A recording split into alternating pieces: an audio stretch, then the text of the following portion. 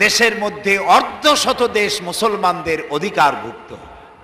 এই পৃথিবীতে যত সম্পদ আছে সমস্ত সম্পদের অন্তত 60% সম্পদ হচ্ছে মুসলমানদের করায়ত্ত। খনিজ পদার্থের অন্তত 55% এই মুসলমানদের করায়ত্ত রয়েছে। আমরা বাংলাদেশও পিছিয়ে নেই। পৃথিবীর দ্বিতীয় বৃহত্তম মুসলিম দেশ বাংলাদেশ। এই দেশকে যারা হত দরিদ্র দেশ বলে, আমি তাদের সাথে আক্ষরিক অর্থে একমত নই। আমাদের দেশেও আল্লাহ তাআলা অনেক নিয়ামত দিয়েছেন। এখানে রয়েছে আমাদের বনজ সম্পদ, রয়েছে কৃষি সম্পদ, রয়েছে মৎস্য সম্পদ, পশু সম্পদ, রয়েছে পানি সম্পদ, সর্বোপরি রয়েছে মানব সম্পদ। অভাব নাই। অভাব যেটা সেটা হচ্ছে সব